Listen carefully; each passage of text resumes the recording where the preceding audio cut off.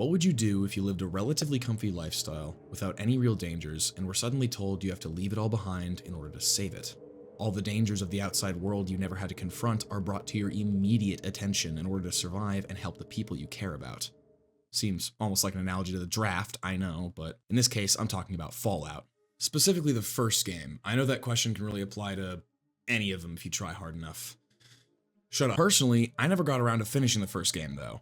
I tried when I was a teenager, but I just couldn't get past, well, everything I'm about to talk about.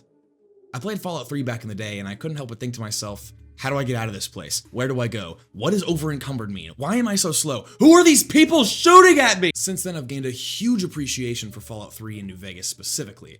The former because I grew up with it, and the latter because, well, it's New Vegas, baby! Woo! Fallout 1, on the other hand? It's what started the series, but the game is older than me. Why on earth would I ever want to play it now? There's no way I could like it, right? At least, that's the mindset I had a few years ago. Now, I've given the game a true shot, playing all the way to the end. So, what are my thoughts on it? Well, I don't know. It's a really weird game to discuss now after years of advancement in technology. I think I need to write it all down, and then really talk about my feelings towards different parts of the game after having played it, and then show people those feelings so that maybe we can all sit down and have a productive conversation about a game we all love. I wonder what kind of video that'd be, and if anyone's done it before. Truth be told, I had a hard time writing the script for this. I don't know what it was about the game, but it just kept digging at me, clawing away at something. I had to recruit help. By recruit, I mean this. Why is there a snake out here? Pablo on the pistol. All right.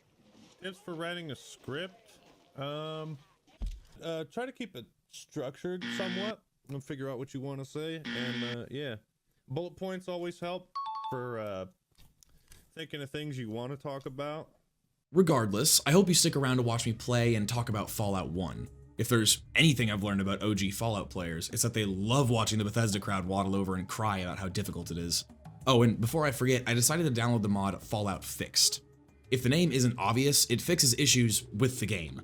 I decided on full purist as I still don't know how I feel about content restoration mods for the sake of a retrospective, but I think this game changed my mind on that.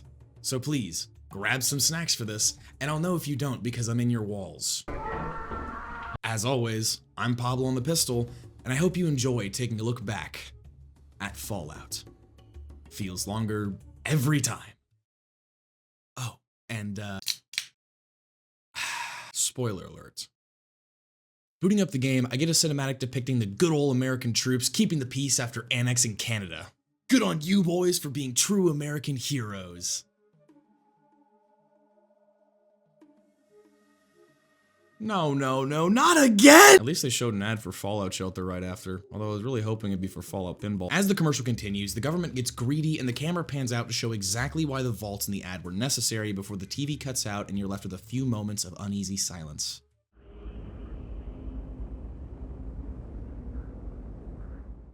I think that's what this collection of pixels is supposed to be. So yeah, Fallout 1 is a post-nuclear apocalypse RPG developed by Interplay in 1997. You know a game is gonna be spicy when it was made before Y2K. A few vending machines broke, not planes falling right out of the sky. Dude, we're falling right out of the sky! Anyways, yeah, the game was considered the spiritual successor to Wasteland while it was in development, which weirdly enough got its own sequel nearly 30 years later, while the Fallout franchise did nothing but veer further and further away from its original design. The rest of the cinematic explains exactly why the world fell, starting with that oh so juicy line of War. War never changes. "Oh Ron Perlman, what would we do without you?" Basically, the world went into a technological golden age, with advancements specifically happening around nuclear fission and fusion, while culture was kept at a standstill, reflecting what people thought the future would look like back in the 40s and 50s after World War II. Because humanity hard-rushed nuclear technology, everyone needed 4 metric crap tons of resources to keep their empires standing. Once the world started depleting these resources, they all got desperate, namely the US and China. China invaded Alaska, and as mentioned previously, the US annexed Canada, while everyone in Europe got scared and confused about what college major they want. And it's art. It's always art. They never learn. God damn. Finally, on October 23rd, 2077, World War III came to a climax as nukes began to launch all over the world. The ancestors of the Vault Dweller, or the main character of Fallout 1, managed to make their way onto one of the vaults, specifically Vault 13. Now, generations have lived without any experience or real knowledge of what life is like outside the vaults. The Vault Dweller is just the specific one who's chosen to kick some irradiated ass. You know who else kicks irradiated ass? Finally, launching the game, you get the choice of 3 main characters. Max Stone, an Olympic-level athlete with exceptional physical prowess, but he got dropped on his head one too many times. Natalia, the acrobatic, which means bendy, communist woman, but she steals too much. Finally, you have Saul Goodman. Alternatively, you can just make your own character. The character creation screen is a tad overwhelming in my opinion. It's not that bad for me because I've played a couple Fallout games and so I kind of know what each of these do, but I imagine for new players it was a bit to take in. Maybe it's the way modern games tend to segment different parts of character creation behind different screens. Even games with more complex creators like the Pathfinder series practice this trend despite having an overwhelming number of options. Seriously, why the fuck do you need submenus for selecting your background? In Fallout though, this is pretty much everything you can do in character creation. First, the flavor stuff. You can select your character's age. It doesn't particularly do anything, but it's there. Regardless, you can be anywhere from 16, gross, to 35?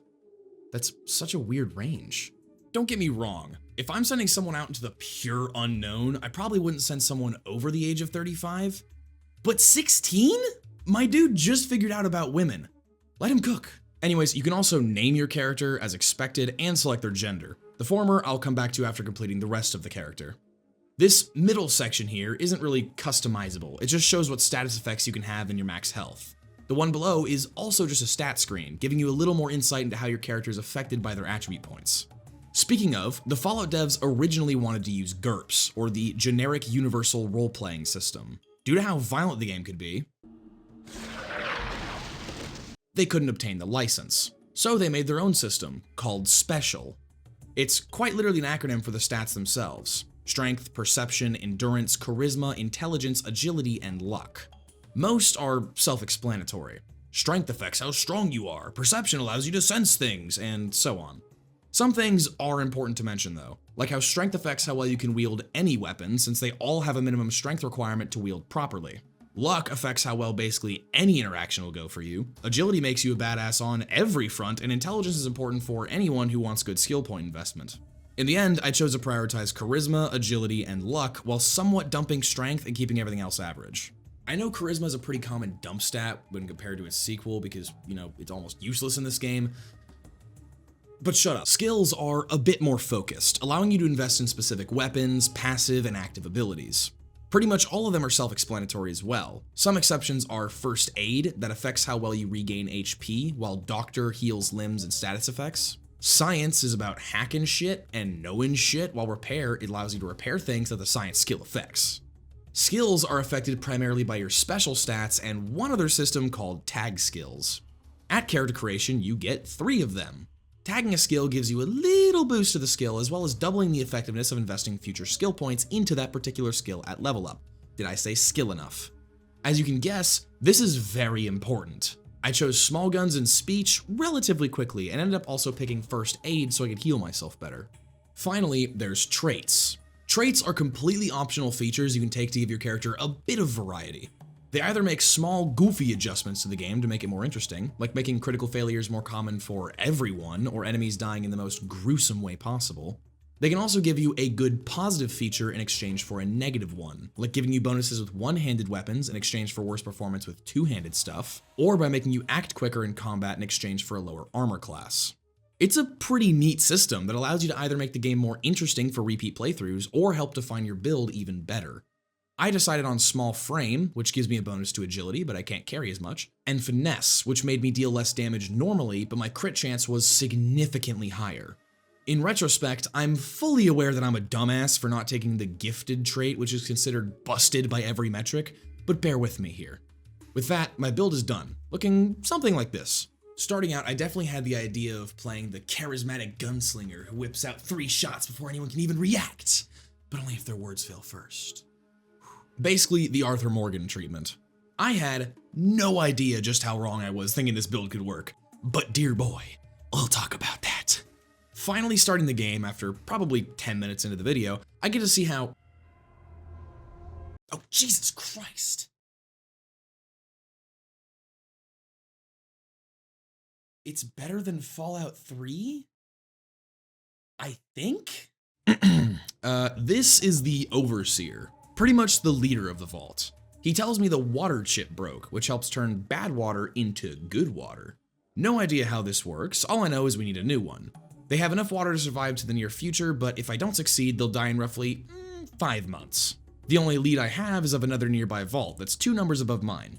In response to this, they decided to send out a whole ass 1 person to do the job. Finally, I can do stuff. The UI looks like dog shit, and I would have 100% had no idea what to do if I never played the game before. As I did, back when I played the game before. It's really weird how you have to choose between interact mode and move mode, especially since interacting with objects can move the character, but it's just the obvious 90s jank, not really frustrating. The vault armed me with a 10mm pistol, some ammo, a knife, flares, and stim packs. Stim packs are the health potion of the game, a scientific marvel that heals your wounds with a snap. Just, don't think about it too hard. Luckily, the only real threat in the cave is a bunch of rats. They're extremely easy to kill, but I imagine most players still try to maneuver around them so they can conserve ammo. This isn't the best idea, though. Because of how difficult the early game can be, getting a few levels under your belt as quickly as possible is very important, so finding all the rats and killing them is a pretty common early game strategy. Or so I hear. I grew up playing COD. Finally, after almost 10 minutes of Ratatouille, I can finally see the outside world. Ah, beautiful. Yeah, the way you travel this game is on a menu screen. It's a hell of a lot more open than many games this era, as you can stop wherever you want in the wasteland, but it's always just an empty block of land as far as I'm aware. That being said, you can find random encounters out here, using a huge list of modifiers to decide exactly what you get. Things like your outdoorsman skill, how high your luck is, what tile you're on specifically, whether you paid your taxes, and so on. Luckily, on my way to Vault 15, I found a town called Shady Sands. By luckily, I mean expectantly. Interplay actively chose to place Shady Sands here so you couldn't miss it when traveling to Vault 15 on a first playthrough, since most players are going to decide to move toward the literal only other visible location. Moving into Shady Sands, I'm immediately welcomed into the town and asked to holster my weapon. It's cool if they had this comment in the game, and I generally follow this rule in towns even if it matters or not, but it's odd they decided to do this yet not have any way to holster the weapon beyond unequipping it. You only have 2 weapon slots, so more often than not I had to keep 1 slot specifically unused or assign a non-combat item when in a town.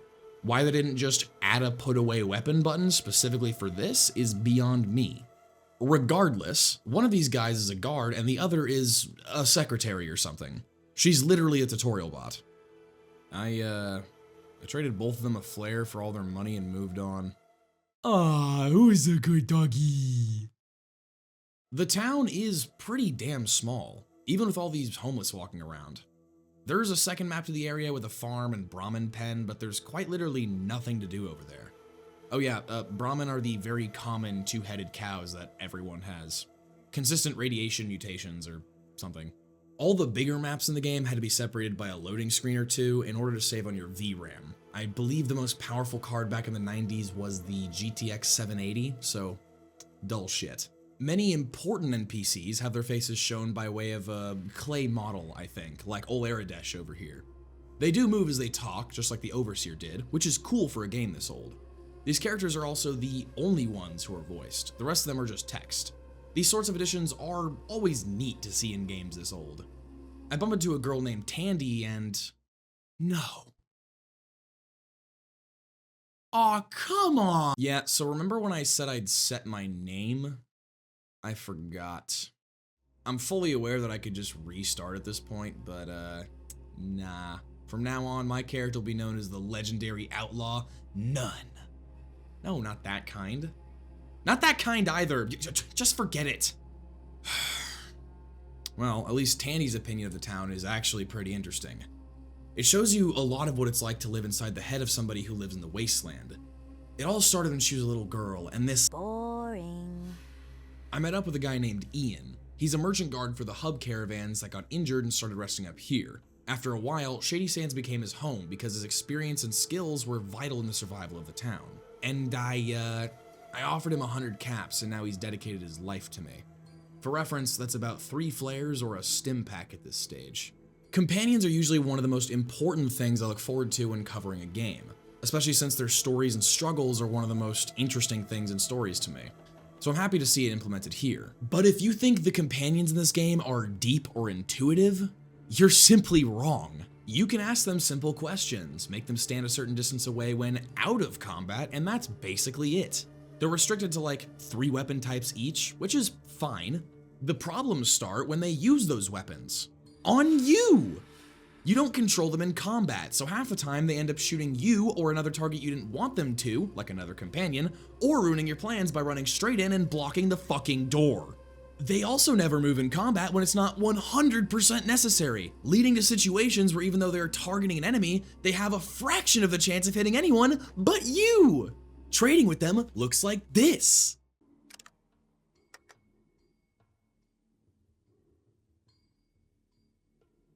Because there is no trade system in this game.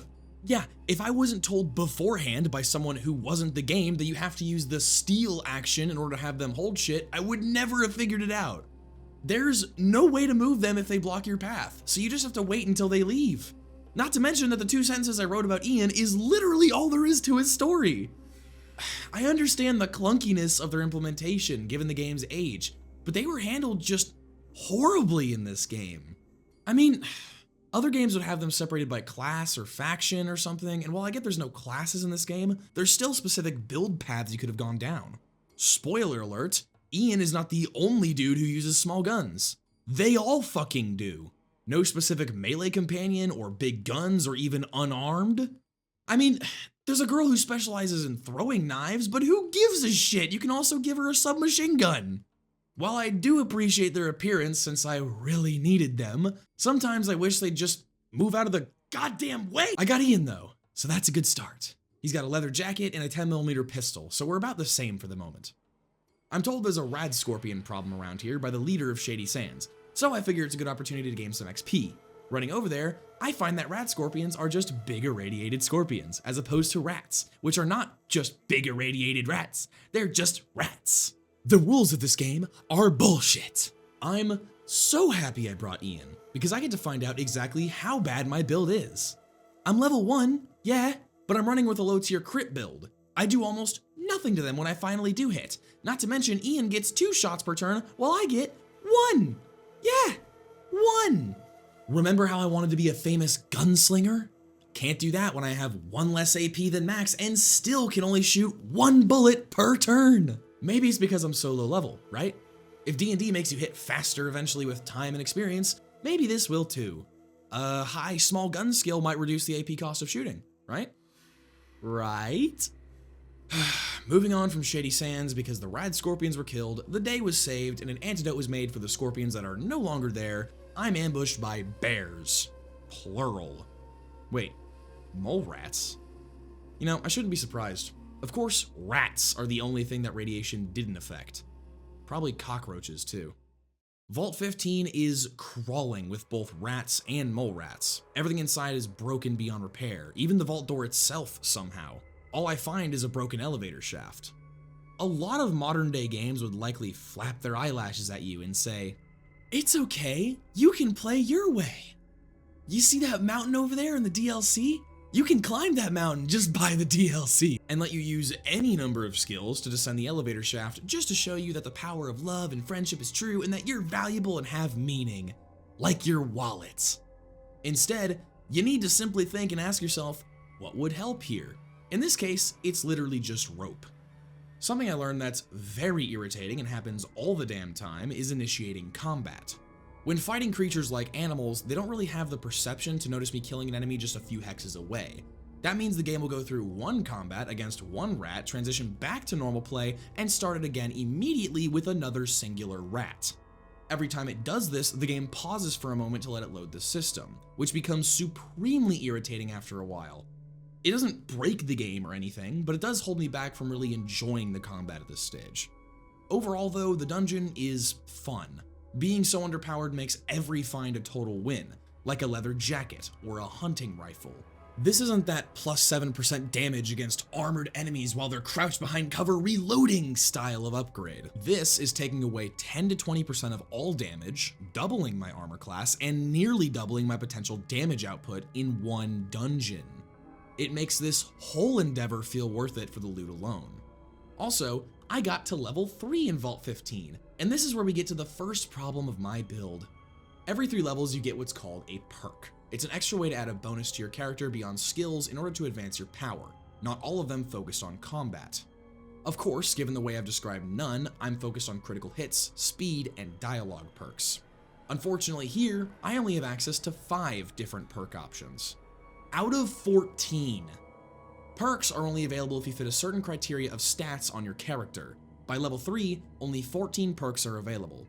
This is fine. It makes sense that many of the better perks are only intended for higher levels. The other limitation is primarily your special stats. Take a guess at which one gives you the most perk options. Agility! Yay! That's good, right?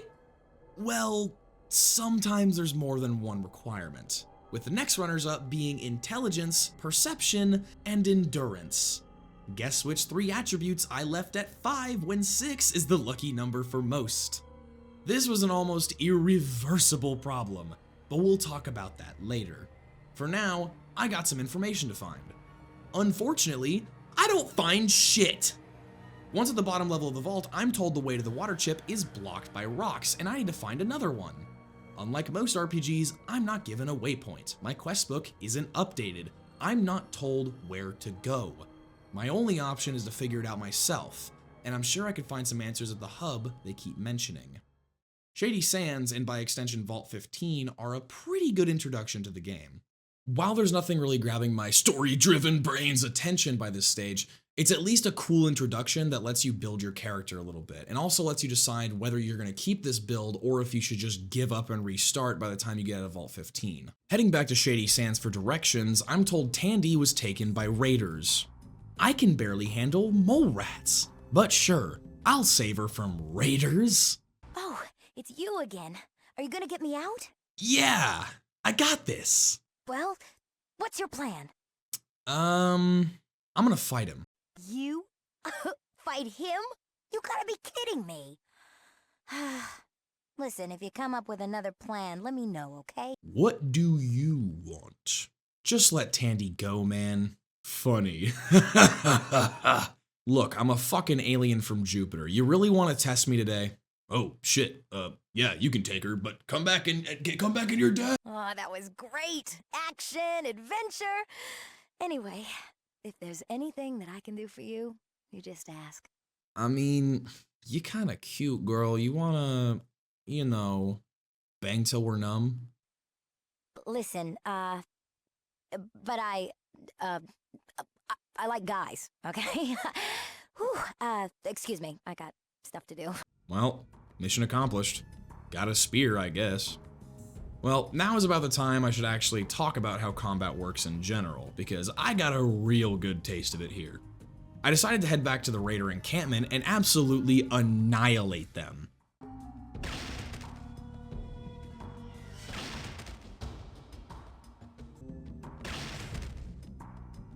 How did I do this before the fucking melee build? Combat is pretty simple, honestly. But I got some questions. So, everyone moves on a hex-based board with each tile costing 1 action point to move to. This is fine for the most part, especially since there's perks that can increase the amount you can move per turn. But when there's shit like this happening, where I end up spending multiple whole ass turns just moving into a reasonable attack range, it's crossing the line. The max level in the game is 21, which is a really weird number for starters, but that also means you can only get up to 7 perks because you get 1 per 3 levels.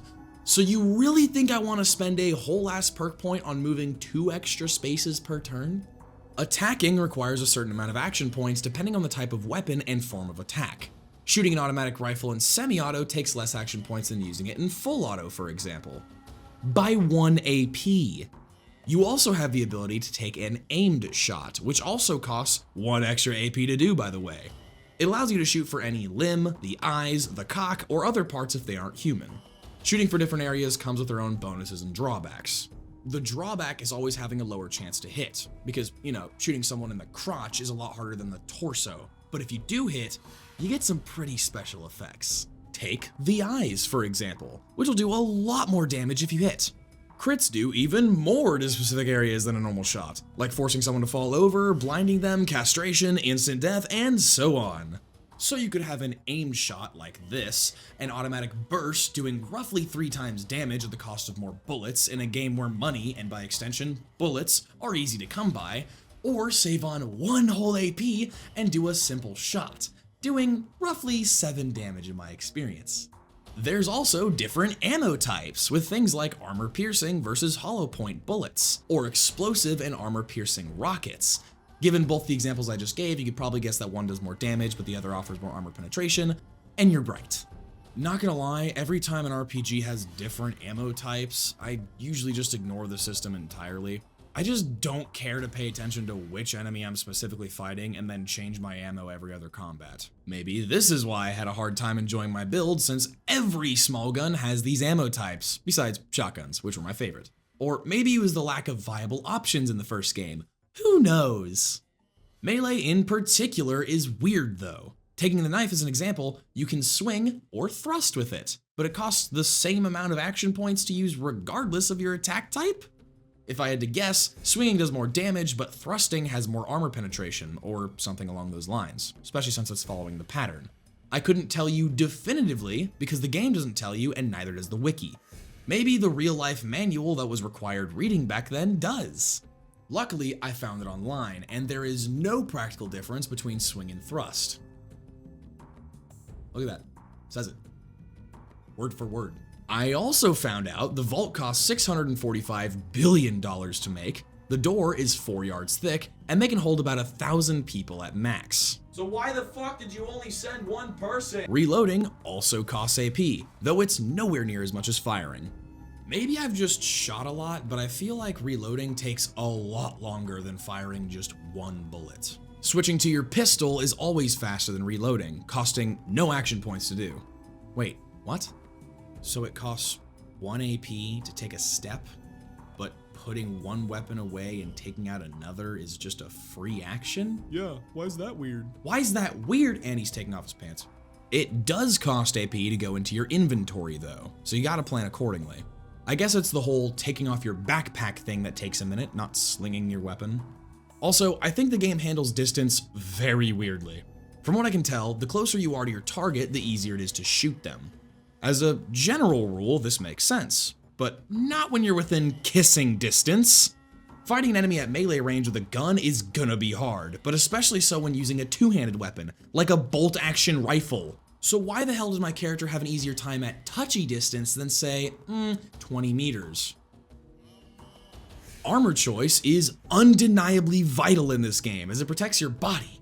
If I had to give any criticism to the armor of this game, it's that if you want to play optimally, you really only have one option. The weapon choice is a bit more fluid, as there's a ton of weapon types in the game that are totally viable to work around. Energy weapons and big guns are basically non-existent at the start of the game, but mid to late game, they are insanely good. That being said, small guns aren't worthless by the end game, just worse. Still, building toward them isn't completely unheard of either. Neither is unarmed, which is really funny to think about. Armors, on the other hand, are a different story. You don't get to specialize in a certain type of armor in this game. There also isn't a drawback to using the best. It's just better. So using the lesser armor is, if I shall be frank for a ponderous moment, meaningless.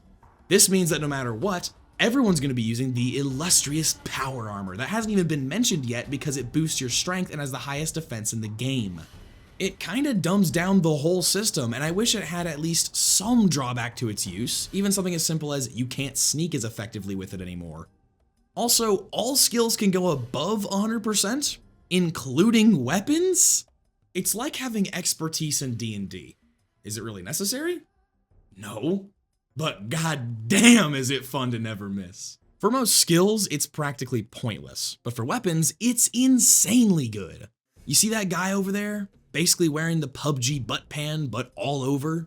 Well, having above 100% in a weapon means his armor doesn't do shit for him now. Neither does the bad lighting or the fact that he's in a different zip code.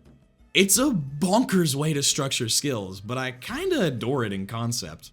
You know, 100% is probably meant to be like the highest skill level any average human is generally capable of reaching. Yet the Vault Dweller can just say, nah, fuck that, and get twice as good at literally everything because their parents got thirsty.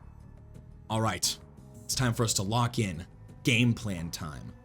Once arriving at the Khan's place, yes, they're called the Khans, you immediately go for the first guy here, all supple and alone and vulnerable. After killing him, make sure to take his armor, as it'll give you another solid boost to your defenses. I'm not gonna lie, at first I thought this was combat armor because I thought I was already wearing leather armor, but it turns out this is actual leather armor, and what I had on before was just a biker's jacket and leggings or something. Past embarrassments aside, you want to take a large sidestep from the main building and the tent right below it, as they didn't hear you fire a full burst into their buddy, and you want to take care of these guys on the left. You're going to get their attention, then run around the corner so they have to come outside and waste their own AP, while Ian takes care of the other tent, which was totally planned. Literally all the guards with spears from the main building are going to run outside, instead of the big bad guy with a gun, which again was all devised by me after half a dozen attempts. Ian will eventually start running after a guy who's on his last 2 legs, while the spear guys chase him and you take pot shots. Once they're dead, take care of this guy by himself in the right side tent. He's gonna die, and only now will all the other bad guys hear the racket and come running outside. Ian's gonna start using a knife because he's a Neanderthal, and you're gonna spray the big bad guy with a burst of 10mm, getting a completely planned critical hit doing 156 damage. Now, just kill them all one by one with full bursts of 10mm, and boom! You just beat the Khans at level 3 on your first try. Was all that necessary? Hell no! You can completely bypass the Khans and never touch them again. But they're bad guys, so they had to die. Moving on in style, there's a town closer than the hub that might actually help called Junktown.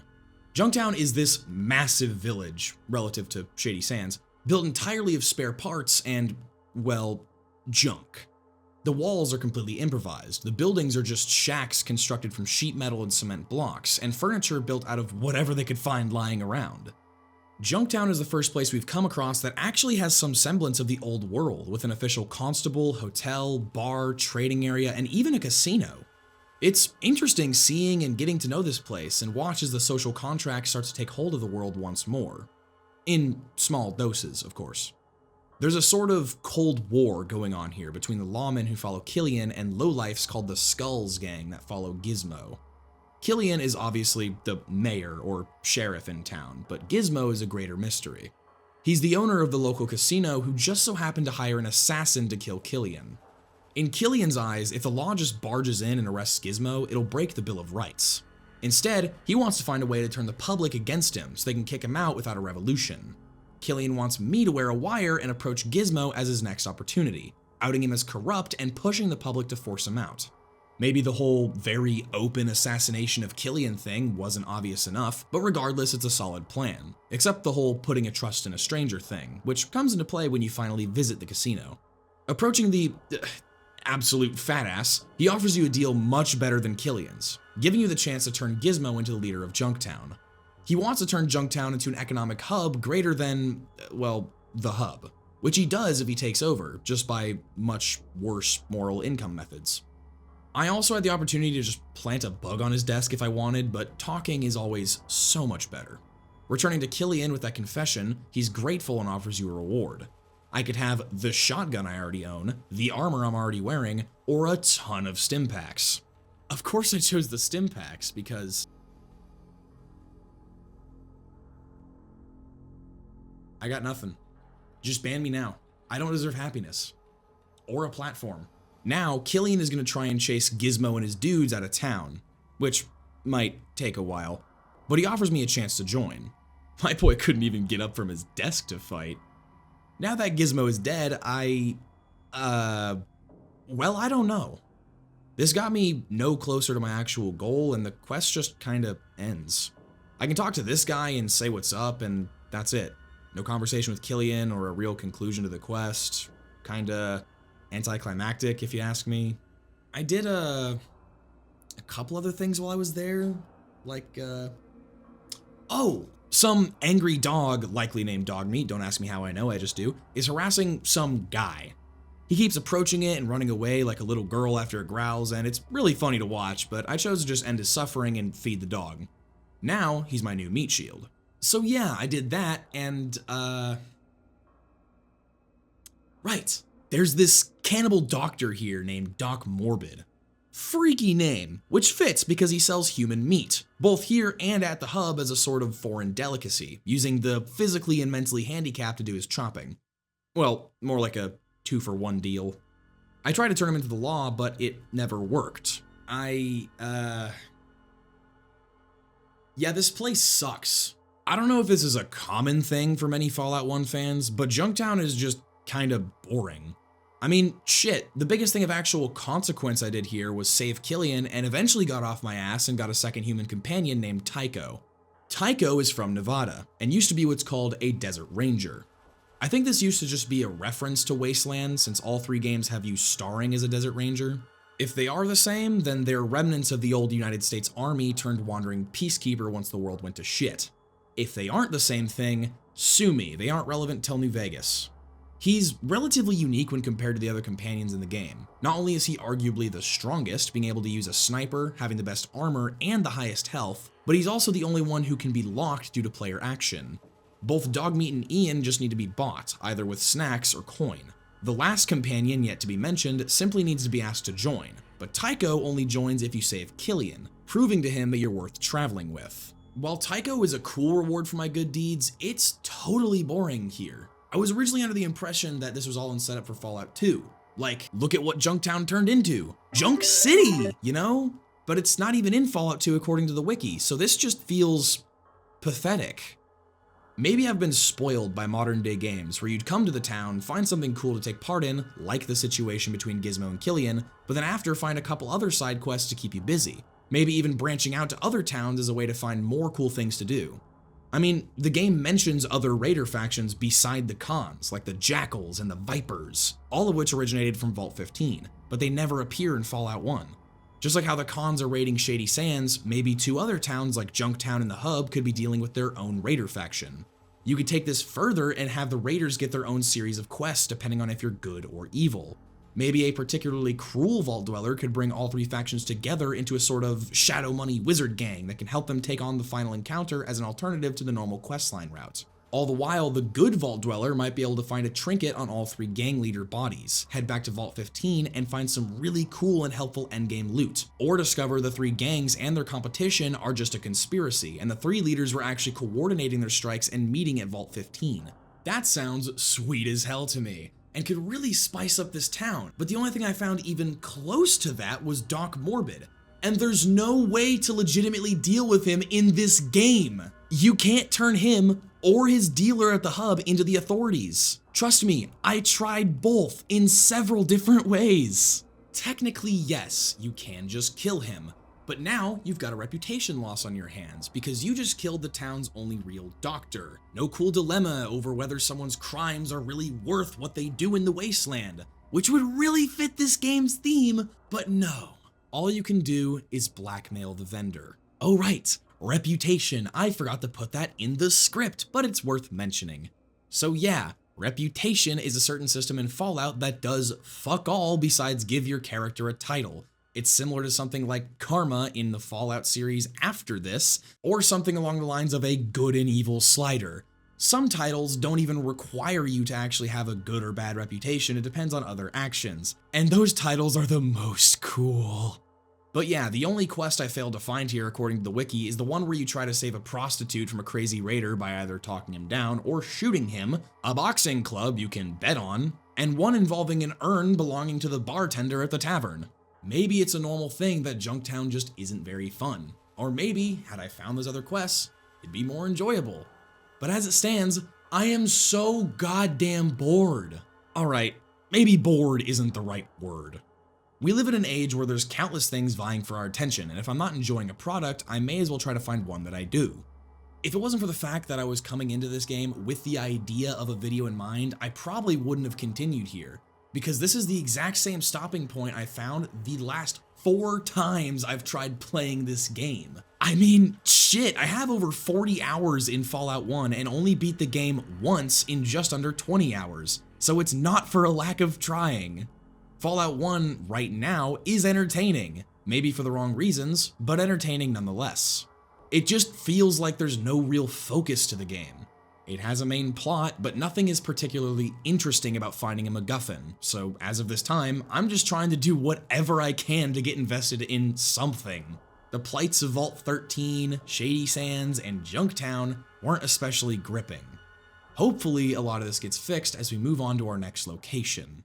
Funny I just said that, because the hub is probably the most interesting town in the game to me. It's a town completely centralized amongst the other towns and villages across the coast, which means it's also a great place to buy and sell goods since everyone can meet in the middle, hence the name. The three big merchant groups of the Fargo Traders, the Crimson Caravan, and the Water Merchants run the place. They even have a council that consists of representatives from each of the big three that help make decisions that affect the whole town, just like Congress before the war. Who the fuck? Stop fucking texting me while I'm recording, goddammit. There's an actual fully funded police force in the apocalypse that is super nice, but would probably just kill you if one of the big three asked. What is really cool though is how all the merchant groups have something for you to do, which I'll cover one by one, then go into some of the side stuff to do in the city because while the big three are the main attraction, god damn there's a lot of stuff here to do. I didn't even do it all because where there's money involved, there's some real shady shit, and by God, you can't have the name Nun while committing sins. She has none.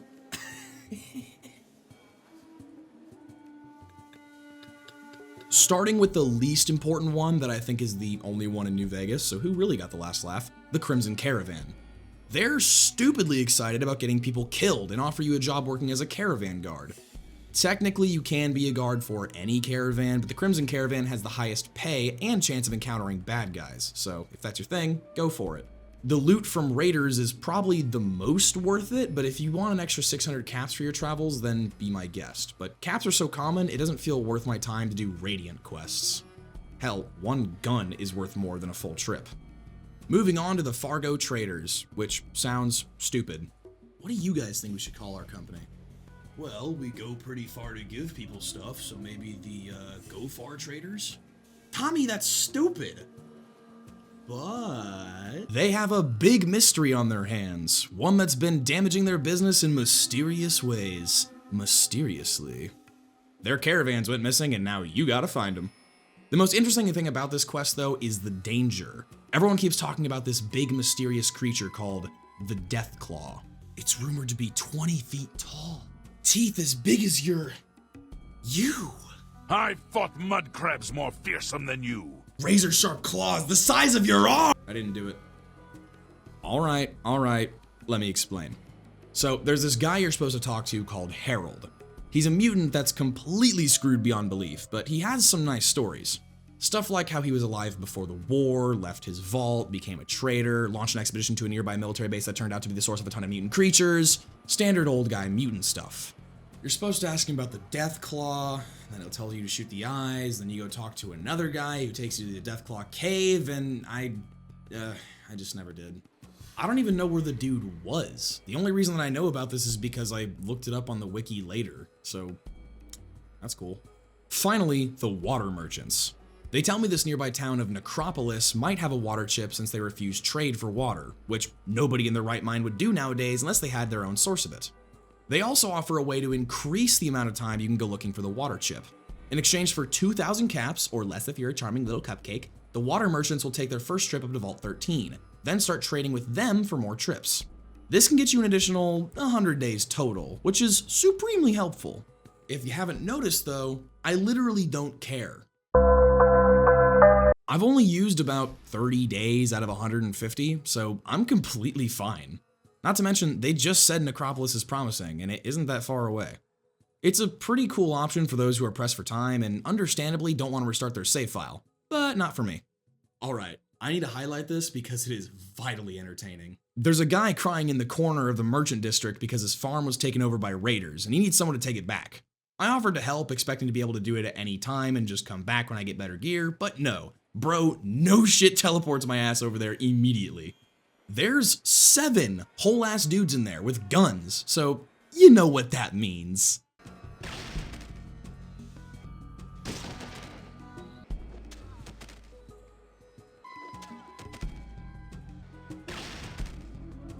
I promise I'm not doing this on purpose. It just happens way too often to me, and I just accept it. which I should probably stop doing because this happened a total of 19 times.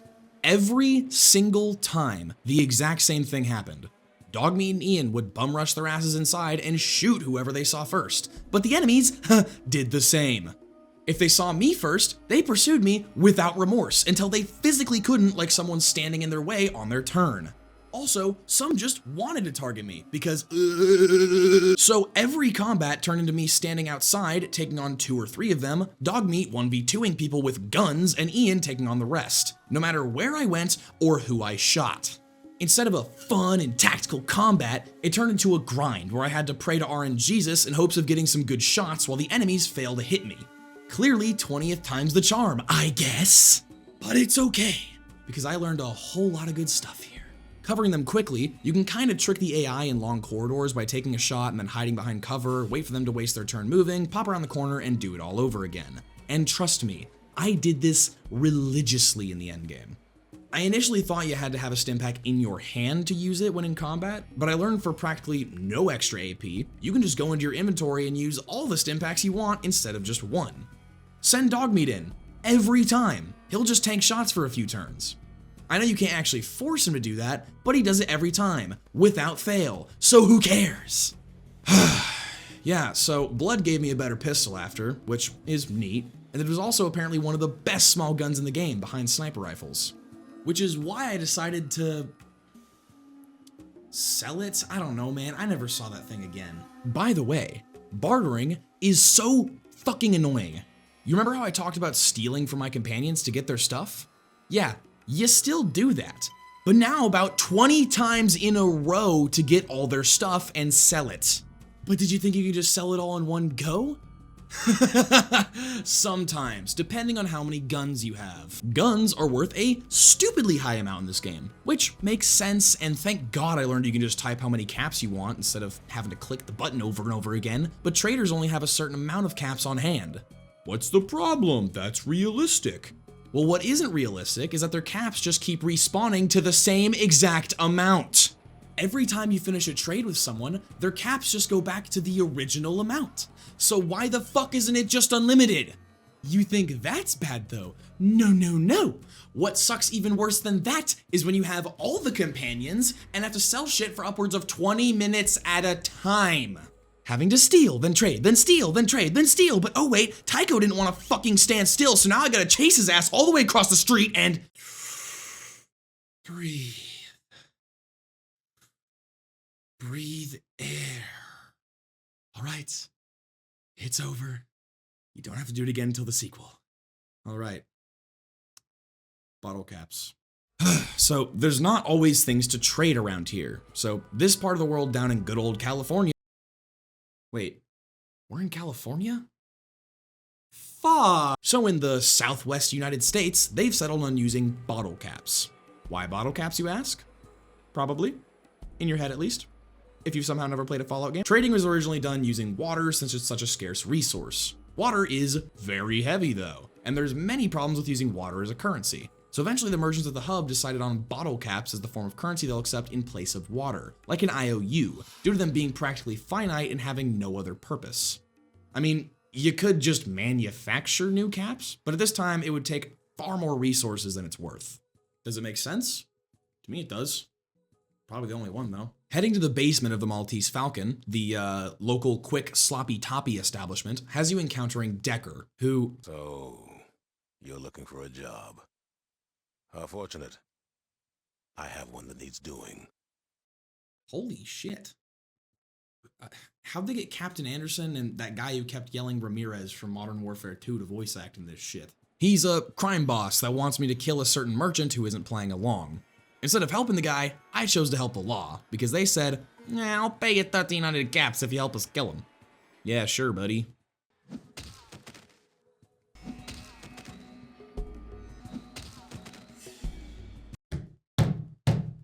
I broke into the local Thieves Guild because every game needs a good Thieves Guild, and by broke into, I of course mean in the most literal of senses. If only they also had an arena, because they already had the Dark Brotherhood. My guess is they only really put this in the game so people could justify putting points into sneak and pickpocket. You wanna know how useless the skill pickpocket is? It's so useless that I completely forgot what its actual name was, which is Steel, until I looked it up when I was doing the recording. Bloody impressive, making it through the defenses like that, hmm? What's your name, love? Quite pleased to make your acquaintance, actually. For now. Let's get the other bit of politeness taken care of, shall we? What the bloody hell are you doing here? So yeah, he's British. Unsurprisingly, they want you to steal shit. I'm not gonna do that since I'm a nun, but now you, dear viewer, know it exists and that the guy is British.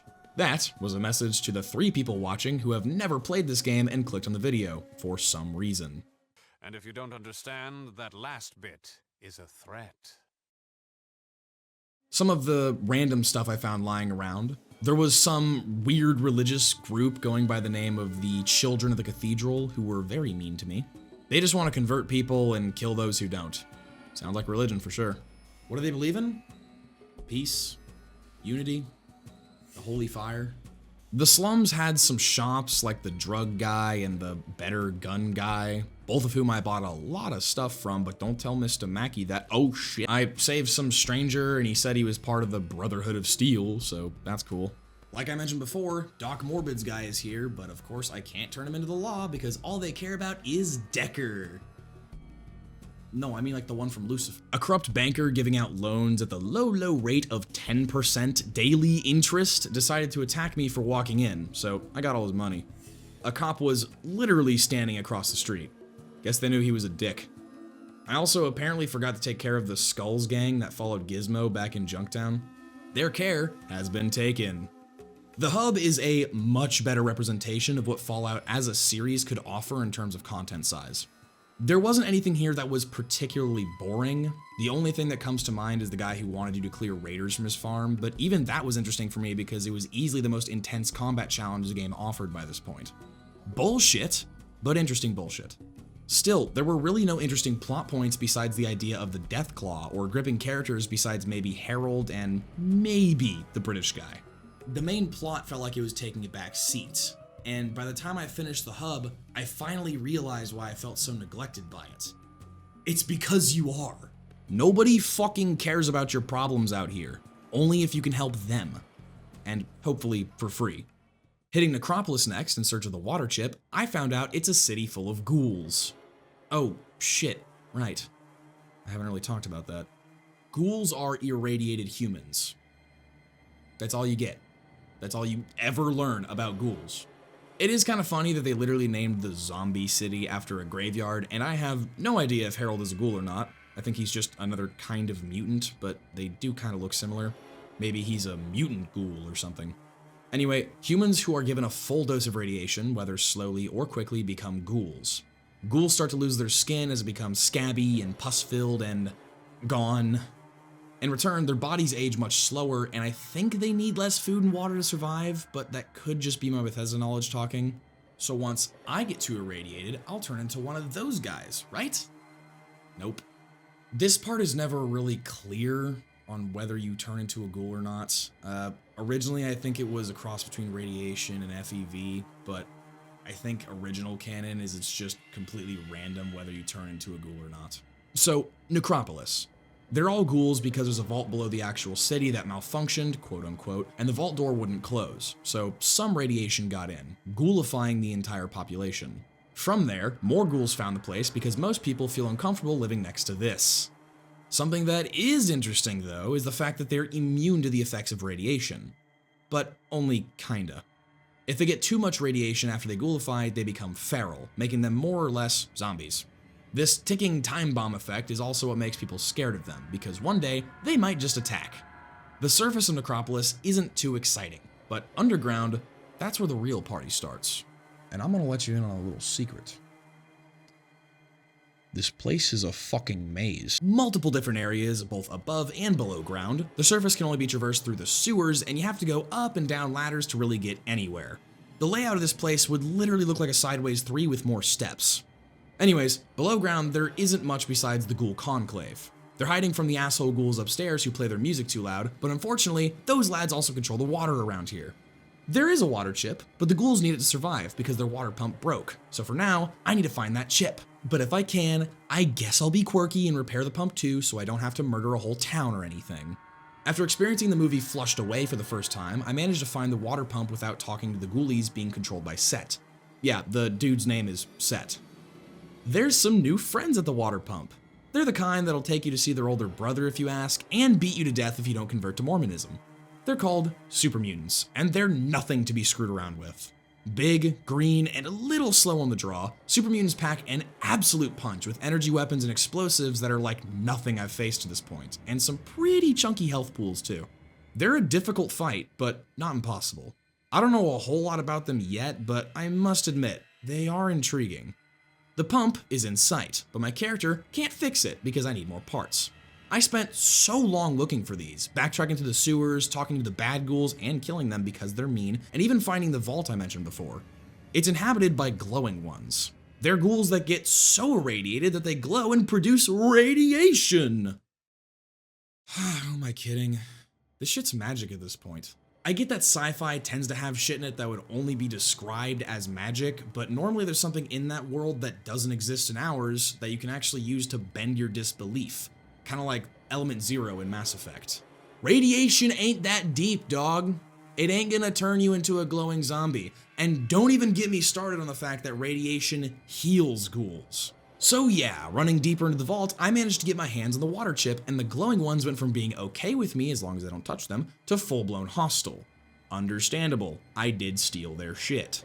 After probably about a half an hour of looking, I was beginning to lose hope in finding these parts. Thinking that the super mutants didn't have it, the asshole ghouls under Set didn't have it, even after I killed them. I even went around searching every building on the surface, killing all the ferals I could before I finally figured it out. I was so sad that I might have to do something drastic, like look it up online and ruin my immersion. Darn. But then I started doing the impossible. Math. In my head, no less. There was a lone super mutant outside the pump station, so they must have put him there for a reason, right? Ah, yes, he's standing next to a sewer grate. Jumping down, it's literally just around the corner. Looking back in the footage, the ghoul who told me about the pump in the first place also told me that the parts to fix it were just below the pump somewhere. So yeah, I probably could have saved a lot of lives if I just figured it out first, but whatever. The ghouls downstairs are happy with me, and I got the chip, so mission accomplished. Heading back to the vault with my prize in hand, I finally get to see what this place actually looks like. It's nice. A bit too sterile for me, if you asked, but nice. Talking to the residents of the vault, there seems to be some semblance of thievery going on, with someone or a group of people stealing water from everyone else. I dealt with this issue in the most noble way possible. I ignored the hell out of it and gave the overseer the chip. That technically solves the problem. After giving him the chip, I made a report off screen. Trust me, you don't want to see it. It's really boring. What's not boring is the fact that the overseer, through my report alone, somehow came to the conclusion that someone is generating mutant creatures somewhere. There's no feasible way this man isn't sending other people out into the wasteland, because I was only out there for like 2 months. But with the results the way they are, the vault can't be safe until I myself and only me take care of this problem. I'm utterly shocked at this development. I gotta say though, this is curing my previous healthy distance with the game, and am now treading dangerously close into being invested. Not intrigued, but invested.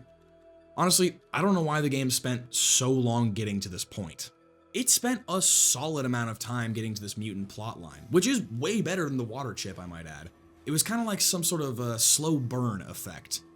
Except it was burning fucking kindling the whole time. Seriously, dude. Most games drop a log or two onto the fire after the first couple hours, but this game decided to wait until half its runtime was over before finally grittying over to the stack of logs. So my next step is to find out more about these creatures. I'm assuming that guy Harold in his story about the military base was foreshadowing, but I don't know where that is, so I'm just gonna keep going town to town and doing random shit, because that worked last time and I'm not on a time limit anymore. Well, not a big one anyways. So yeah, my first stop after the vault was a place called the Boneyard. Me when I'm in LA. The Boneyard is a pretty unique place, all things considered.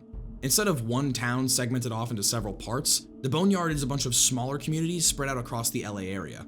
The first one is called Aditium, which I know for a fact I'm butchering its name, so I'm just gonna look it up instead of doing my normal bit. Yep, totally how I pronounced it. The first person who actually talks to me about anything I care about is named Zimmerman. Apparently there's a group calling themselves the Blades who've been harassing the town. Bloodthirsty monsters who will do anything to satiate their blood-fueled cravings. The guards of this town, called the Regulators, no relation, have been keeping them from a full-scale attack. Unfortunately, this hasn't stopped them from stealing their children and sending guys with dynamite to blow up the barracks, along with themselves. The leader personally took Zimmerguy's kid and plucked his pain strings until he passed on to the gods. He offers me a 5% increase to my current savings account if I kill them, so this is a no-brainer. The Blades up to the north at first are kind of freaky. There's a bunch of people outside who look like they're slaves, terrified of something or other. But the closer you get, the more it looks like a homeless shelter or a retirement home if you squint. Everyone here just says nice things as opposed to the Regulators. I even managed to talk to the woman in charge by just walking straight in. You're telling me that a group of bloodthirsty raiders just let a woman armed to the teeth enter their home? Not only that, but the game directly describes this woman as sad. So yeah, if you didn't put the pieces together, the Blades aren't the bad guys. The Regulators decided to kill Zimmerdude's son. The story goes that the son, who's named Josh, came to the Blades after figuring out that Addendum was truly run by the Regulators, not Zimmerbro. After contacting the Blades, he met their leader and guide, this woman named Razor. Razor runs the Blades. Really? Josh and Razor started banging hardcore, and the Regulators didn't want him to return and warn his father. They even told Zimmerdog the fake story about Josh being tortured. Well, Josh did the very thing he wasn't supposed to, and so the Regulators killed him and put his head on a pike themselves, while Razor was listening to the whole thing over the radio. Reading the transmission, I found out the Regulators not only made it look like the Blades, but cut out his tongue so they could make it look like they tried to help. Fuck these guys. Razor tells me if I want to help, I just need to find the gun runners and convince them to give the Blades a shit ton of guns. The Gunrunners are an old group of raiders who decided to settle down, but instead of finding a wife like a normal person, they instead found a warehouse, made a moat of pure nuclear waste, and decided to sell some top quality shit. I'm talking miniguns, plasma guns, sniper rifles, pure cut cocaine, LSD. Everyone should try that at least once in their life. Unfortunately, between the Blades and them is a Deathclaw nest. They're a stupidly hard fight with tough skin, tons of health, and they deal a massive amount of damage. It's so bad that even with all of us working together, one was a mighty challenge, and there are 3 of them out here. They're pretty much giant mutated lizards. I don't know where the claws came from, but their legendary, near mythical status kind of makes sense now. After a few attempts at killing them, I just ran to the Gunrunners, and yeah, nobody's messing with them. Not a chance this guy out front doesn't have a few extra testicles, though. They're armed to the teeth, let me tell ya. And before you ask, no, I didn't test them.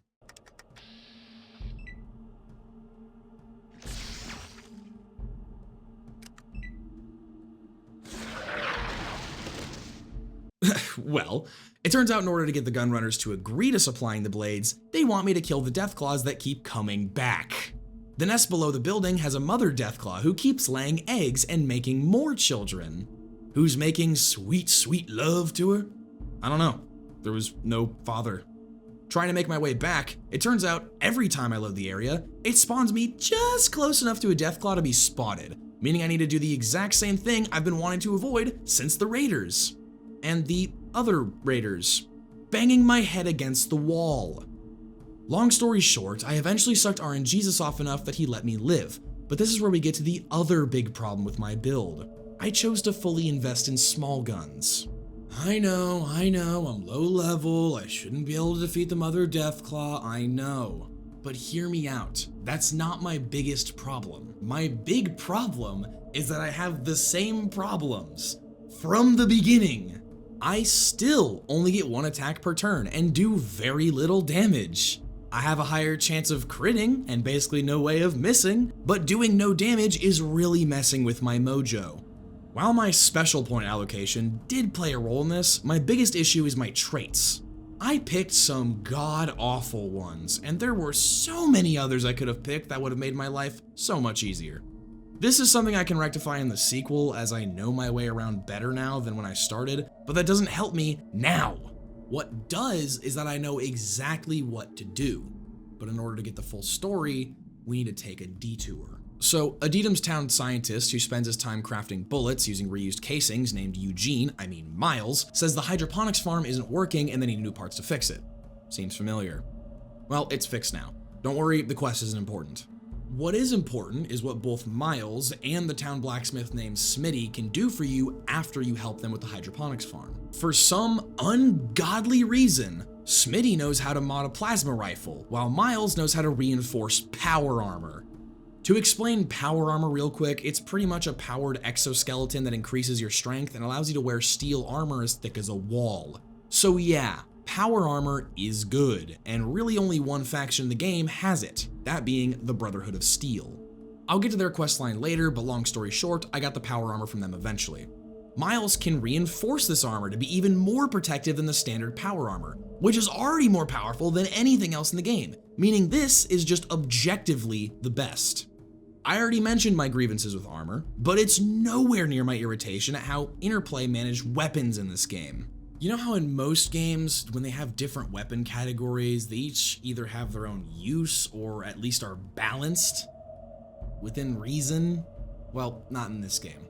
While yes, you can totally get through the game using big guns, melee weapons, small guns, and even unarmed, they're just not as good as energy weapons. The plasma rifle is already one of the best guns in the game, but Smitty just makes it even better. How do these guys just know how to do this? It's never explained. All weapon types have their place in Fallout 2, but here, it just feels like the Vault Dweller was fully intended to be a power armor wearing energy weapon user, because there's nothing like this for any other weapon in the game. Why couldn't there be an upgraded sniper rifle or minigun to balance it all out and make each category worthwhile? Maybe Smitty knows how to mod all of these weapons because of some schematics he found years ago, but he only has the resources to complete one of them and you can't find any more. Or maybe you should just take this entire system out of the fucking game because it makes no sense within the confines of the story. Why does a chemist and a blacksmith know how to do things with advanced technology in the apocalypse better than the literal techno cult? Regardless, I eventually got my hands on these items, but there's still one more step to make my build good. Remember how I mentioned tag skills? Well, there's a perk in the game that lets you choose a fourth. Along with this, tag skills work with skill points invested in prior levels. This means all I need to do is invest points into energy weapons over the course of my next few levels, and I'll be just as good at using them as I am small guns. So I did.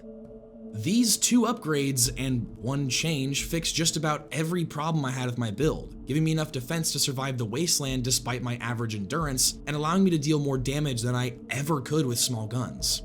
Not to mention the AP cost of using this plasma rifle was 1 less than any gun I had before. Even if I wasn't able to use the plasma rifle just yet, I was powerful enough for these other reasons to defeat the mother. Also, Dogmeat died. With her dead, the gunrunners agree to arm the blades. Now it's time for the slaughter. I'm gonna be honest, I spent so long doing other shit that I forgot to warn Zimmerpal about this. Whoops. The regulators barely stood a chance, and it became more than obvious that the game wasn't designed for full-scale battles. Turns took like a whole ass minute to pass with so many dudes. It almost felt like I was really the bad guy for a moment there. I thought the civilians were even fighting back against us, meaning we just slaughtered innocent people. After a while, it became clear that we weren't the ones they were fighting. Still, even if it took forever, it was a fun fight. Easy as hell, but fun. In the west section of LA, there exists a library with a group calling themselves the Followers of the Apocalypse. With that kind of name, you'd expect them to be some sort of biker gang or cult, right? Nah, these guys are tree huggers. They pretty much preach peace and pacifism while acquiring more knowledge and doing things like telling wanderers that the world ended because everyone was mean and hateful. Despite being pacifists, they won't hesitate to defend their community and others around them if threatened or attacked. The Followers are a benevolent and idealistic faction bordering on irritating in this game, but it's still a shame they were never finished. There was supposed to be a quest in the final product where there was a spy in their midst. Some member of the Children of the Cathedral would be here to ruin everything the Followers of the Apocalypse ever wanted to do because they denied their god. But the actual spy was never implemented in the final game. Being the only real quest associated with them, it makes things kind of awkward to talk about, but they do appear in future games, so they're worth mentioning. Although the Followers is ironically the place where we get our fourth and final companion named Katya. She's a cynical woman who grew up in the Boneyard, specifically Adidam, and she became a scaver after a while. She's probably the weakest companion, which makes no sense when she's the furthest out, but she literally just comes with you if you ask. No questions. So I'm willing to look past it. Also, she's the one I mentioned earlier that uses submachine guns and throwing knives. One really cool note to mention before moving on is this mutant I managed to find here. He's similar to Harold in that he looks like he could be a ghoul but isn't, and he used to be a member of a vault. This vault sent him out a while back to obtain a new water chip. So yeah, he was sent out sometime before me and who knows how many other people. Unfortunately for him, he returned empty-handed, so the Overseer said he couldn't come back. After the Boneyard, I found myself wandering over to the Brotherhood of Steel. I'm gonna be completely honest, I don't know why anyone in their right mind would like the Brotherhood. They're cool looking, yeah, and the only faction in the base game to be rocking power armor with really cool weapons. But they're dicks! Alright, maybe I should start from the beginning. The Brotherhood of Steel is a group of people dedicated to finding, preserving, and protecting technology from the rest of the wasteland. The general idea is that technology played a big role in ending the world, because nukes. They think that because humanity destroyed itself due to advancements in technology, that if they hide it, they can prevent something like this happening again. It's a pretty hypocritical way of thinking since the Brotherhood of Steel is still a group of humans, which means they're just as fallible as the rest of the world, if not more so due to their fanaticism. But regardless, I can see the logical path of thinking that led them to this conclusion. In all honesty, I can see why everyone thinks the Brotherhood of Steel is an interesting faction, and I can even understand why they might be a fan favorite, because they are a fun idea. But not to the point of wanting to join them, and definitely not to the point where they had to be in every single mainline Fallout game along with New Vegas, Tactics, and 76. Hell, they're the poster boys for literally every game excluding 2 in New Vegas, which is ironic since those 2 are often considered the best in the franchise. These guys are obsessed with technology to the point that some even consider it a holy relic from God. Like this guy out front who calls himself blessed due to the sacred armor. Not to mention how little they truly think of the people of the wasteland. When you first ask to join, the guy out front says, yeah, you see that place that's horribly irradiated to the point where nobody could possibly survive? Yeah, that's holy ground. Go there and come back. Then they both laugh at you and the idea of going there and surviving. If you talk to the other guy, he literally says they tell Brotherhood wannabes to go there just to get rid of them. The Brotherhood of Steel literally thinks of the average person as a pest or a joke depending on who you ask. So I don't know how they could be idolized to the point where it's come today. Are they a realistic depiction of how some people could have ended up given the circumstances of the world? Sure. Are they an interesting faction? Yeah. But good God, I'll say it again, they're dicks! Anyways, on to the Glow, because content. So yeah, the Glow is literally a huge crater of radiation. One of the nukes that hit the United States hit this spot directly because it's a research facility that was used to develop all kinds of shenanigans and tomfoolery. If you don't want to die here, I'd recommend bringing literal crates of Rad-X and Radaway. The first level is more or less vacant. There's some rifles, ammo, medical supplies, but that's about it. There is a keycard for the elevator if you want to investigate the facility further, but if you just want to finish the Brotherhood stuff, you can just take that holotape on the dead guy at the end of the floor and run back to them. The tape tells the story of how these paladins came to be Paladead. These guys came out despite the warnings of their leaders in order to find some super advanced technology that was stored here. The team pushed through the facility unfulfilled as the first 2 levels were more or less barren. All hell broke loose the second they descended to the third. The robots reactivated as the sensors were broken on the first 2 levels, using weapons that tore through the mighty power armor of these men. Eventually, left exposed through the literal cracks in their armor, they succumbed to the radiation. Signed, Sergeant Allen of the United States Armed Forces. So yeah, just like the Desert Rangers, the Brotherhood of Steel also originated from the United States military. What branch? I don't know. I don't know any sergeant that would put United States Armed Forces in there. Choosing to investigate further has you encountering probably the most interesting dungeon of the game. All elevators have an associated keycard, and using the wrong one will hurt you. Along with that security measure, there's a ton of robots, like I mentioned before. All of them seem to be deactivated just like the holotape said. In fact, ironically enough, the first few levels of this place are pretty much safe if you can deal with the radiation. Literally down to the 6th level is fine as long as you gather the keycards Resident Evil style, allowing you to gather a ton of good gear. But if you want the best shit and the full story, you need to keep going. The 4th level is when shit starts getting interesting. There's a supercomputer down here called Zax that controls the installation and keeps track of the projects. You can even play chess against the thing, which always results in defeat because of course the game is broken. Not only do you need 10 intelligence, which is max by the way, but you also need a critical success on the roll, which is impossible for a special stat roll. So all you're really doing is wasting time and soaking up rads. Anyways, Zax kept track of all the many projects and programs developed for the US government here, but those are currently locked off to us. The 6th and final level is where you can finally restart the main power to the facility. You need to repair the generators first, but eventually you can get it back online, along with the robots. I hadn't gotten my energy weapons upgrade just yet, but I did have a high chance of critting. This means I just needed to take out the sensors of the robots so they could do fuck all while my companions did the rest.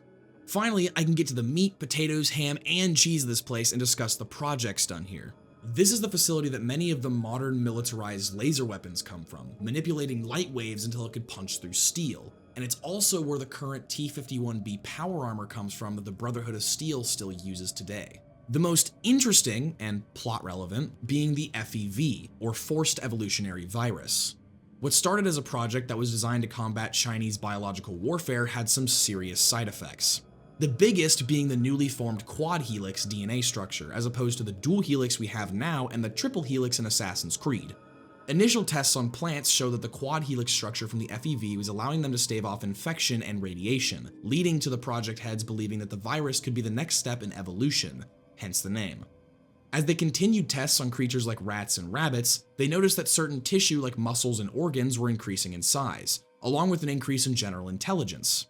As the subjects got larger though, the increased intelligence started to wane off and was replaced with a greater sense of aggression, to the point where when they infected chimpanzees, they had to be quartered off from one another. Soon after, the project was moved to a military base that could take human volunteers, aka voluntold soldiers, to take the virus on. So yeah, the super mutants are a result of the FEV being forcibly inserted into somebody and fucking with their DNA until they're made. At least I know what I need to do next. That's enough of this irradiated hellhole. I got addicted to Radaway after this. I didn't even know that was possible. Maybe someone spiked my anti-radiation juice. Returning to the Brotherhood, I give them their shit, and now I have free reign. At least, most of it. I can talk to the elders and shit whenever I want. I wasn't going to mention this guy, but he brings up something interesting about the Brotherhood. His name is Jerry. I always love characters named Jerry. Anyways, he asks you a very interesting, yet admittedly inconsequential question. Whether you're an initiate to become a knight or a scribe. The Brotherhood has 2 paths you can go down at this point. Well, 3 technically, but 2 for an initiate. Scribes focus on researching new weapons and technology for the Brotherhood, more or less acting as scientists and historians. Knights, on the other hand, focus on maintaining the equipment and creating new things that the scribes either come up with or find. From there, knights can either choose to stay their path and simply rise the knight ranks, or become a paladin, who are the real combatants and protectors of the Brotherhood. It's an interesting way to structure an organization, especially since what path you take doesn't affect your overall standing in the Brotherhood. A senior paladin is just as valued and respected as a senior scribe. All of this culminates in becoming an elder, which are the leaders and decision makers of the Brotherhood as a whole, voted on by the rest of the Council of Elders. I like it, especially since as the series goes on, the system changes as new elders take control, more chapters form, and new technology is created. So why did I say inconsequential? It's because picking your role doesn't do shit. Technically, you're an initiate, but literally everyone in the Brotherhood still treats you like a mercenary, especially the elders who ask you to do shit directly. Fuck having a team leader, I guess. So yeah, you're an initiate, but only in name. At the bottom level of the bunker, the elders pull me aside. They say that High Elder Maxon is going cuckoo for Cocoa Puffs, saying things like, "There's an army to the north," and "My scouts told me about big green monsters that are all muscle." Crazy old man. Talking to him, he says the same things, and they both want me to look to the north for this army and come back. Why they trust someone who just made it back from all that radiation when they're fighting an enemy that is immune to radiation, I can't fathom. Anyways, meeting with the head scribe, she discusses with me her research into the super mutants. She learned that the mutants are sterile. Apparently, that one guy who called me pretty earlier was just a red herring. Or lying. But yeah, she says if we simply destroy their source, we could just outlive them, because they can't outlive the male desire to absolutely destroy the Lego set between a girl's legs. Oh yeah, remember that guy I saved at the hub a while back? These are my potential rewards. That's how I got power armor. Also, remember that first problem I had about my special stats? The Brotherhood is how I managed to fix it. One of the scribes of the Brotherhood does implant operations on your character. They have 5 operations available, each costing a certain amount of time and money, increasing one of your special stats. They have an operation for every stat besides luck, naturally, and charisma, which is bullshit. I've known many a woman who got a charm implant and double Ds at the same time. So yeah, each operation can only be done once, so if you want all 5, you need to give up 20,000 caps and roughly 3 months of your life. Worth it in literally every sense. The Brotherhood of Steel overall is admittedly a fun faction in the game. Other than maybe the gunrunners, they have the best weapons you can obtain in the game, and easily the best armor if you aren't counting the upgraded stuff I mentioned before. They also give you so many bonuses to joining the faction in terms of power for the rest of the game. They still play a role in the story later on, but for now, that's really the end of the Brotherhood questline in Fallout 1. Looking around in the north, I eventually found the military base. Yeah, it's definitely a mutant stronghold. There's like 4 of them just chilling out here. Killing them, I found the door code on one of their bodies. Why they didn't just post guards inside instead of handing me the door codes with a little silver button on the side, I have no idea.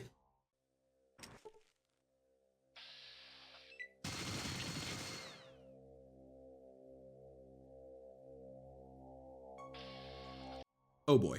This dungeon isn't all that fun.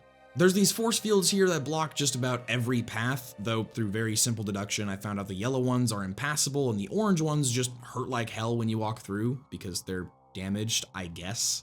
It doesn't do much to me because I'm stupidly good at resisting damage now, but unlike me, my companions can't level up or get better armor for some reason.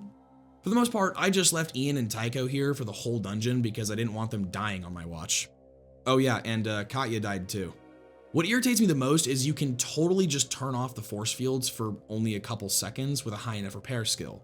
I was just clicking a couple pixels off the 10 pixel hitbox for it, I guess. Moving on, I did all these super mutant fights the same for the rest of the game pretty much. Stand behind the corner and take pot shots. Not a single one was smart enough to just run away. This place was packed with mutants though, literally about a dozen in some areas, all with high-end weapons. If it wasn't for the magic of exploits, I probably would have just quit. I feel kind of bad about the military base, because for the most part, it's just combat. A lot of it, and there's nothing else for me to really say about it at this point. It's super bland, and it only really changes when an enemy has a better weapon, more health and armor, and whether they use melee or guns, I guess. The dungeon design is the same as every other. Elevators connecting each level in an underground facility, and there wasn't even a unique quirk to this one besides the force fields. There was this massive open area with completely invisible traps, which was funny as hell to run through, thinking about how these pin-headed green dudes can even walk through it. Finally, on the 4th level, things get a bit more interesting. The children of the Cathedral are working with super mutants. They're just here, chillin'. The big question is, why? Because none of them want to talk to me. I hacked one of their computers and found the self-destruct sequence, so I did it and the base went kablooey. The military base is where they were stashing all the FEV, specifically in those giant tanks of green goo. I don't know if this was supposed to be water with FEV and radiation in it or something, maybe it was just liquid virus. But yeah, they'd pretty much just toss someone in one of those vats like a microwave and boom, a few minutes later he's a super mutant. At least I managed to find the full story on how the Brotherhood came to be. Maxon was one of the officers in charge of the FEV project at the military base. He doesn't seem to fully understand what happened there, but he did spend weeks executing scientists and leading his men against those who sided with them, eventually declaring him and his men no longer part of the armed forces. Then the bombs went off. After only a few days, he led his men here to the Lost Hills bunker so they could leave the past behind. Upon retrospect, I don't think that Maxon and our Maxon are the same person, unless he's hitting the triple digits, I guess. Heading back to the Brotherhood, I let them know the base is destroyed. They hit me with the Wii Sports, "Nice job!" And that's it. I forgot to just come back here for support, but I guess I didn't need it. Also, I managed to find a bug here where the dialogue kept popping up the second it ended. I fixed it by reloading and standing a bit further from him, but I don't know why this was even a thing. But yeah, that's pretty much it. The Brotherhood don't offer any other support, any advice, information, nothing. So yeah, the base is destroyed, I'm underwhelmed and left wanting. I still need to find the leader of the mutant army and kill him before he tries to raise another. There's one place left to go, and luckily, it's the home of the cult following the mutants. The Cathedral has a bunch of people, both outside and inside, looking for refuge, taking advantage of their hospitality, and some even genuinely preaching this bullshit about peace and unity. Apparently the leader is referred to as the Master, and that's not only common knowledge, but not creepy in the slightest to anyone here, alongside his assistant, Father Morpheus. What the fuck are these names, and why is no one suspicious of it? This is probably the coolest quest and location in the game. There's these screens all over the place with the face of who I only assume is Father Morpheus on it. The other screen keeps repeating the same words: unity, pray, follow, like an obvious subliminal message, if that even makes sense. You can ask this woman for sex, this guy asks you for sex, and everyone else is a bitch besides the salesman and doctor. There has to be at least like half a dozen ways to solve this quest. Like that woman I mentioned before, she's a spy for the followers of the apocalypse. You can obtain robes and pretty much walk right in. You can trick this guy over here. I chose to do none of that because I tried a few different things in a few different ways and none of it worked. So I blew up the door. They didn't care that I just openly murdered that woman. Oh, but blow up the next door and now everyone's a critic. Once they're dead, I told these idiots to stay in the atrium for the rest of the level, ran upstairs, murdered everyone, and reconvened downstairs. Literally everyone upstairs were mutants or true children of the Cathedral, so screw them. Running to the basement lets me finally reach the fun. There's nothing here. Well, there's a secret bookcase that you can find by clicking it like a normal bookshelf, or you can realize there's a bunch of enemies in the wall by activating combat mode. Clunky, I know, but still, cool idea. Behind the door, there are these weird and creepy-ass looking creatures. One crawls around on 6 legs as a pure amalgamation of flesh, and the other one looks like a cross between a snake, toilet bowl, and human skin. I gotta say, they did a damn good job modeling these things. I wish they were in the rest of the game, or at least something like them, but I'll take what I can get. What's not cool is how every single dungeon I enjoyed in this game was a vault. To be fair, the only one that wasn't was the military base, so there isn't much competition. Descending below, I find more children being conformed and a shit ton of prisoners. Some sound like they've been lobotomized, and the others, well...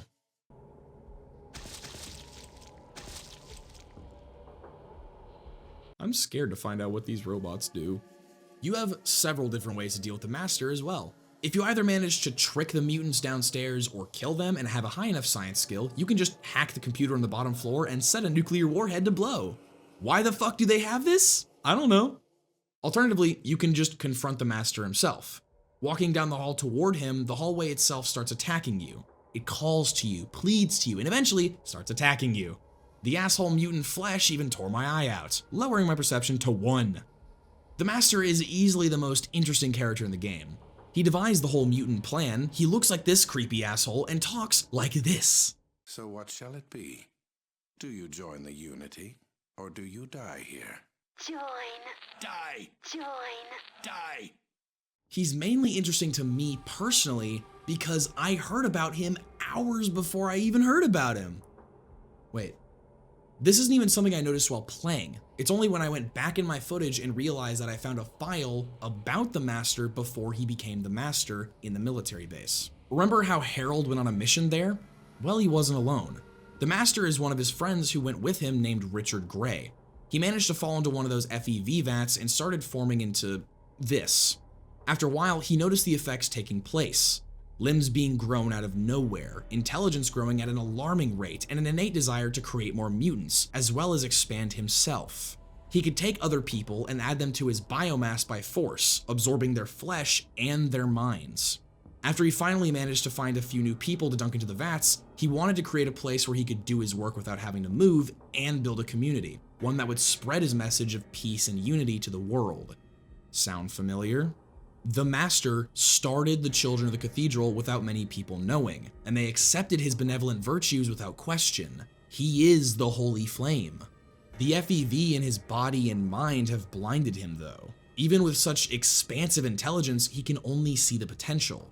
The way he speaks is unnerving to say the least, a remnant of the other sets of consciousness that have been morphed into his. If you want to, you can just try to kill him. It's entirely an option. Alternatively, you can tell him the exact same thing the head scribe in the Brotherhood told you.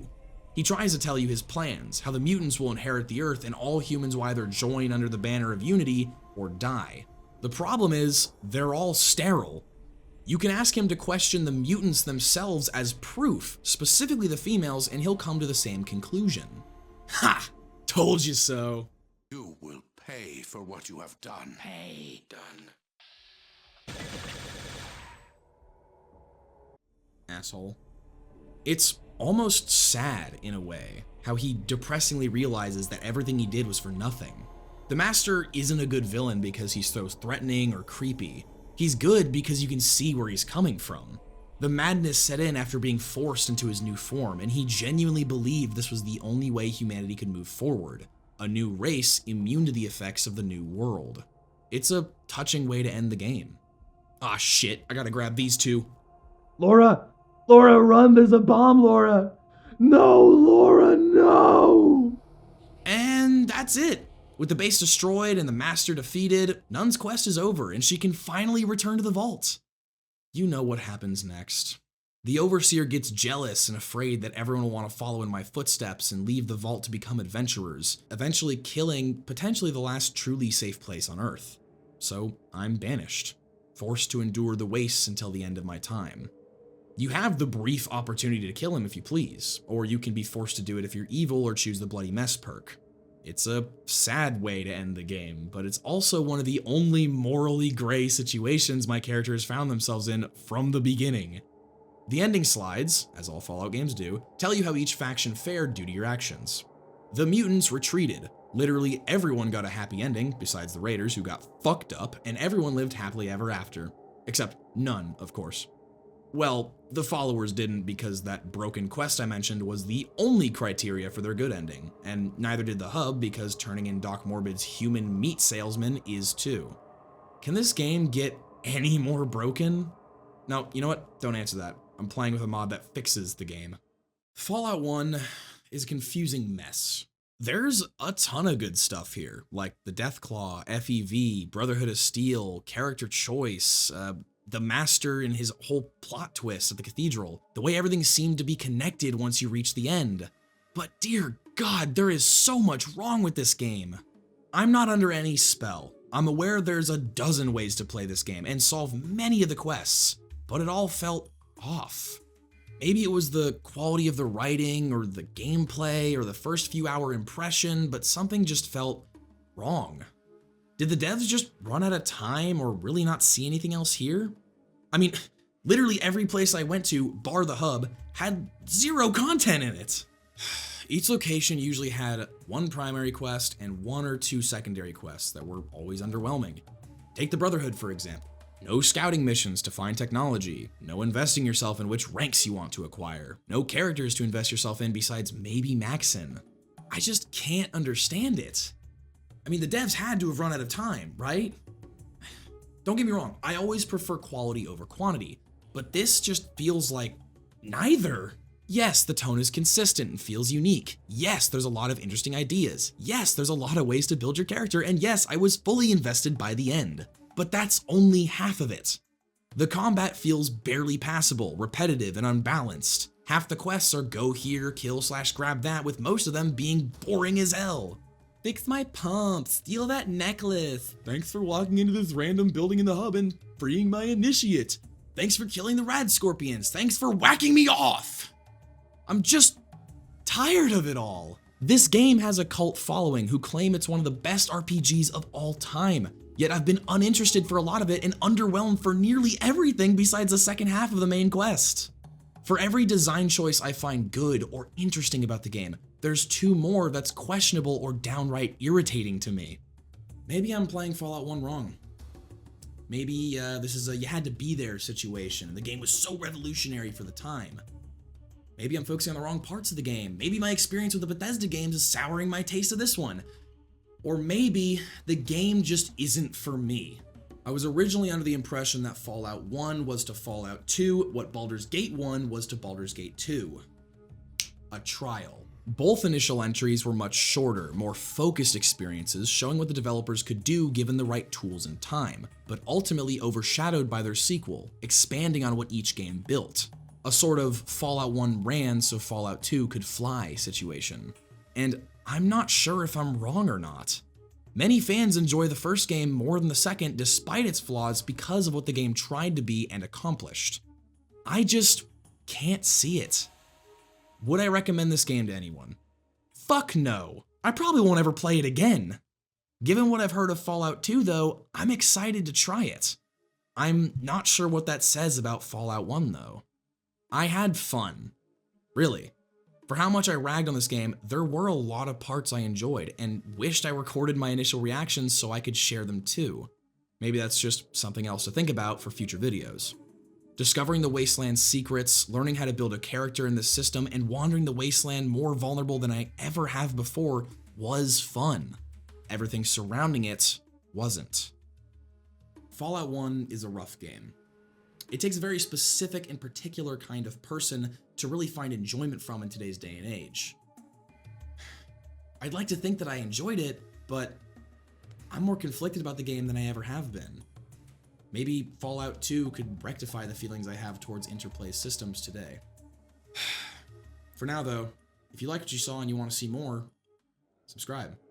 I don't plan on quitting anytime soon. As it stands though, I'm PabloOnThePistol. I hope you enjoyed taking a look back at Fallout.